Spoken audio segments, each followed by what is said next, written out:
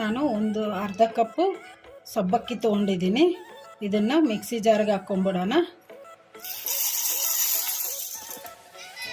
ಈಗ ಇದನ್ನು ಸಣ್ಣದಾಗಿ ಪೌಡ್ರ್ ಥರ ಮಿಕ್ಸಿ ಮಾಡ್ಕೊಂಬಿಡೋಣ. ಈಗ ಮಿಕ್ಸಿ ಮಾಡ್ಕೊಂಬಿಟ್ಟಿದ್ದೀನಿ. ಈಗ ಈ ಥರ ಮೆತ್ತಗೆ ಪೌಡ್ರ್ ಥರ ಮಾಡ್ಕೋಬೇಕು. ಇದನ್ನು ಒಂದು ಸೈಡಿಗೆ ಇಟ್ಕೊಂಬಿಡೋಣ. ಈಗ ಒಂದು ಪಾತ್ರೆ ತೊಗೊಂಡಿದ್ದೀನಿ. ಈಗ ಇದಕ್ಕೆ ಒಂದು 3 ಆಲೂಗಡ್ಡೆಯನ್ನು ಕುದಿಸಿ ಇಟ್ಕೊಂಡಿದ್ದೀನಿ. ಇದನ್ನು ಈ ಪಾತ್ರೆಗೆ ಹಾಕಿ ಈಗ ಇದನ್ನು ಮೆತ್ತಗೆ ಸ್ಮ್ಯಾಶ್ ಮಾಡ್ಕೊಂಬಿಡೋಣ. ಈ ಥರ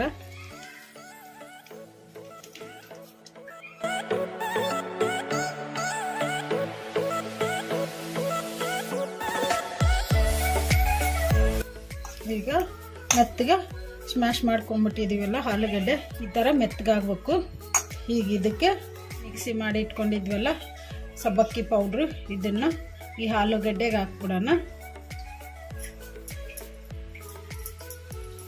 ಈಗ ಇದಕ್ಕೆ ಒಂದು ಮೀಡಿಯಮ್ ಸೈಜು ಉಳ್ಳಾಗಡ್ಡೆಯನ್ನು ಕಟ್ ಮಾಡಿ ಇಟ್ಕೊಂಡಿದ್ದೆ, ಅದನ್ನು ಹಾಕ್ಬಿಡೋಣ. ಒಂದೆರಡು ಹಸಿಮೆಣಸಿನ್ಕಾಯಿನ ಸಣ್ಣದಾಗಿ ಕಟ್ ಮಾಡಿ ಇಟ್ಕೊಂಡಿದ್ದೆ, ಇದನ್ನು ಹಾಕೋಣ. ಒಂದು ಸ್ವಲ್ಪ ಕರಿಬೇವು ಸಣ್ಣದಾಗಿ ಕಟ್ ಮಾಡಿ ಇಟ್ಕೊಂಡಿದ್ದೆ, ಇದನ್ನು ಹಾಕೋಣ. ಒಂದು ಸ್ಪೂನು ಜೀರಿಗೆ ಹಾಕೋಣ.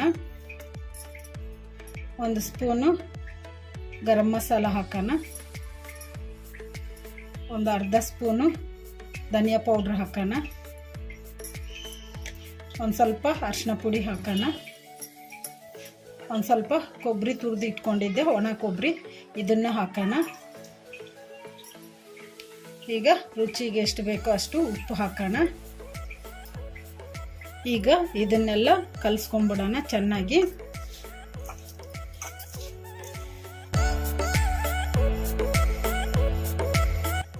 ಈಗ ಹಾಗೆ ಕಲಿಸ್ಕೊಂಬಿಡೋಣ.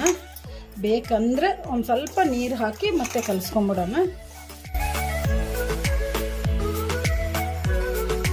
ಈಗ ಈ ಥರ ಕಲಿಸ್ಕೊತಿದ್ದೀವಲ್ಲ, ಈಗ ಒಂದು ಸ್ವಲ್ಪ ನೀರು ಹಾಕೋಣ.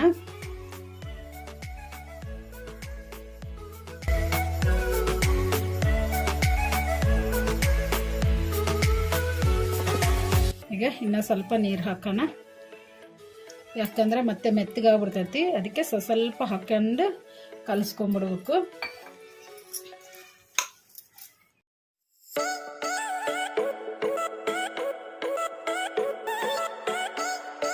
ಈಗ ಹಿಟ್ಟು ಈ ಥರ ಕಲಸಿಟ್ಕೊಂಬಿಡ್ಬೇಕು.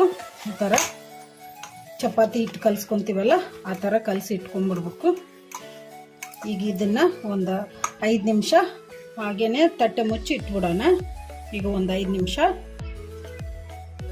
ಈಗ 5 ನಿಮಿಷ ಆಗಿದೆ, ತಟ್ಟೆ ತೆಗೆದು ನೋಡೋಣ. ಈಗ ಈ ಹಿಟ್ಟನ್ನು ಚೆನ್ನಾಗಿ ನಾದ್ಕೊಂಬಿಡೋಣ. ಸ್ವಲ್ಪ ಎಣ್ಣೆ ಹಚ್ಕೊಂಡು ಕೈಗೆ, ಈ ಥರ ಕೈಗೆ ಎಣ್ಣೆ ಹಚ್ಕೊಂಡು ನಾದ್ಕೊಂಬಿಡೋಣ. ಈ ಥರ ಸ್ವಲ್ಪ ಎಣ್ಣೆ ಹಚ್ಕೊಂಡು ಚೆನ್ನಾಗಿ ನಾದ್ಕೋಬೇಕು ಹಿಟ್ಟನ್ನು.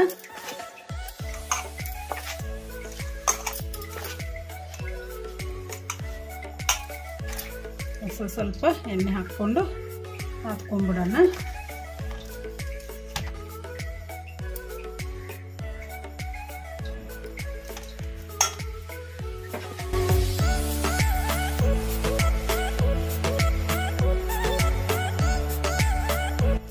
ಈಗ ನಾದ್ಕೊಂಬಿಟ್ಟಿವಲ್ಲ, ಈ ಥರ ನಾದ್ಕೋಬೇಕು. ಈಗ ಹಿಟ್ಟೆಲ್ಲ ನಾದ್ಕೊಂಬಿಟ್ಟಿವಲ್ಲ, ಈಗ ಇದನ್ನು ಒಂದು ಸ್ವಲ್ಪ ಕೈಗೆ ಎಣ್ಣೆ ಹಚ್ಕೊಂಡು, ಈ ಥರ ಎಣ್ಣೆ ಹಚ್ಕೊಂಡು ಒಂದು ಸ್ವಲ್ಪ ಕೈಗೆ ಈಗ ಇದನ್ನು ಸಣ್ಣದು ಉಂಡೆ ಥರ ಮಾಡ್ಕೊಂಬಿಡೋಣ. ಒಂದು ಈಗ ಇದನ್ನು ಈ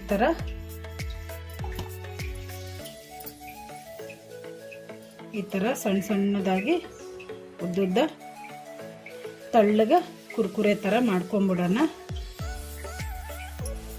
ಈ ಥರ ಸಣ್ಣವು ತಳ್ಳಗೆ ಮಾಡ್ಕೋಬೇಕು. ಈಗ ಈ ಥರ ಎಲ್ಲ ಮಾಡಿ ಇಟ್ಕೊಂಡ್ಬಿಡೋಣ ಎಲ್ಲವೂ.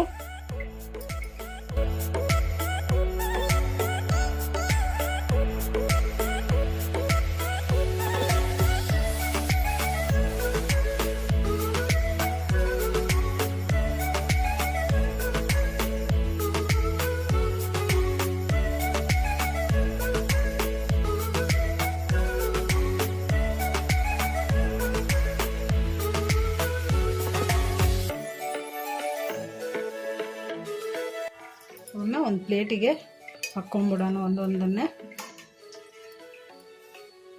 ಎಲ್ಲವೂ ರೆಡಿ ಮಾಡಿ ಇಟ್ಕೊಂಡ್ಬಿಡೋಣ. ಈ ಥರ ಎಲ್ಲವನ್ನ ರೆಡಿ ಮಾಡಿ ಇಟ್ಕೋಬೇಕು. ಈಗ ಇವನ್ನ ಎಣ್ಣೆಗೆ ಹಾಕಿ ಫ್ರೈ ಮಾಡ್ಕೊಂಬಿಡೋಣ. ಈಗ ನಾನು ಸ್ಟವ್ ಆನ್ ಮಾಡ್ಕೊಂಡು ಒಂದು ಕಡಾಯಿ ಇಟ್ಕೊಂಡು ಎಣ್ಣೆ ಹಾಕಿಟ್ಟಿದ್ದೀನಿ. ಈಗ ಎಣ್ಣೆ ಬಿಸಿ ಆಗೋಕ್ಕೆ ಒಂದು 5 ನಿಮಿಷ ಬಿಡೋಣ. ಈಗ 5 ನಿಮಿಷ ಆಗಿದೆ, ಎಣ್ಣೆ ಕೂಡ ಬಿಸಿ ಆಗಿದೆ. ಈಗ ಇದಕ್ಕೆ ನಾವು ರೆಡಿ ಮಾಡಿ ಇಟ್ಕೊಂಡಿದ್ವಲ್ಲ ಸಬ್ಬಕ್ಕಿ ಕುರ್ಕುರೆ, ಇದನ್ನ ಎಣ್ಣೆಗೆ ಹಾಕಿ ಫ್ರೈ ಮಾಡ್ಕೊಂಬಿಡೋಣ. ಒಂದೊಂದನ್ನ ಹಾಕಿ ಫ್ರೈ ಮಾಡ್ಕೊಂಬಿಡೋಣ.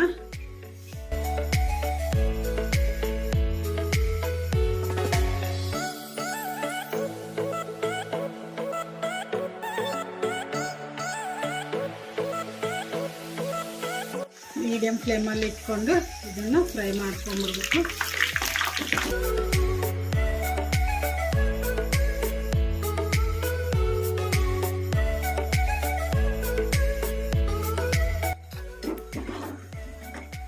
ಈ ಥರ ಕಲಿಸ್ಕೊಂತಾನೆ ಫ್ರೈ ಮಾಡ್ಕೋಬೇಕು, ಕ್ರಿಸ್ಪಿಯಾಗಿ ಬರೋವರೆಗೂ.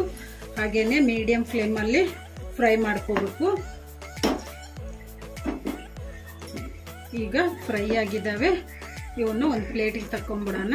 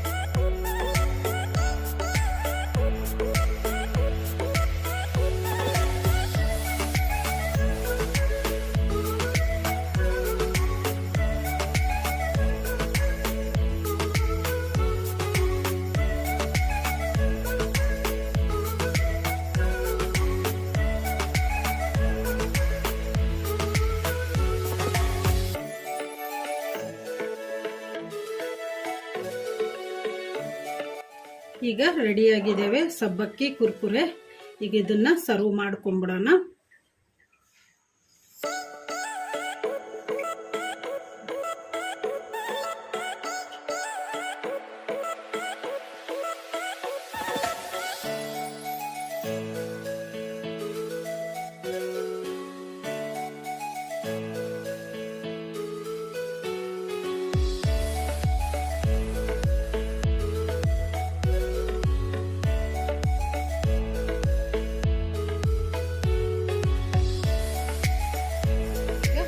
ಆಗಿದೆ ಸಬ್ಬಕ್ಕಿ ಕುರ್ಕುರೆ.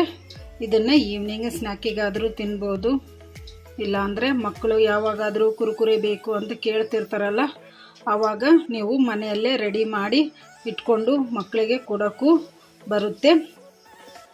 ಹೊರಗಿನ ಪಾಕೆಟ್ ಕುರ್ಕುರೆ ತರೋದಕ್ಕಿಂತ ಈ ಥರ ಮಾಡಿಕೊಟ್ರೆ ಮಕ್ಕಳು ತುಂಬ ಇಷ್ಟಪಟ್ಟು ತಿಂತಾರೆ, ಹೆಲ್ದಿಯಾಗಿ ಇರುತ್ತೆ. ಹೊರಗಿನಕ್ಕಿಂತ ಮನೆಯಲ್ಲಿ ಮಾಡಿಕೊಟ್ರೆ ತುಂಬ ಇಷ್ಟಪಟ್ಟು ತಿಂತಾರೆ ಮಕ್ಕಳು. ನೀವು ಟ್ರೈ ಮಾಡಿ ಮನೆಯಲ್ಲಿ. ಎಲ್ಲರೂ ಇಷ್ಟಪಡ್ತಾರೆ, ಮಕ್ಕಳು ಅಂತಾನೆ ಅಲ್ಲ, ದೊಡ್ಡವರು ಎಲ್ಲರೂ ಇಷ್ಟಪಟ್ಟು ತಿಂತಾರೆ. ಈ ಥರ ಮಾಡಿಕೊಡಿ ನೀವು.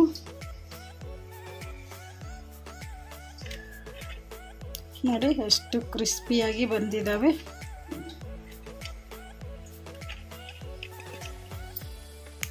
ಮಕ್ಕಳಂತೂ ತುಂಬ ಇಷ್ಟಪಟ್ಟೆ ತಿಂತಾರೆ.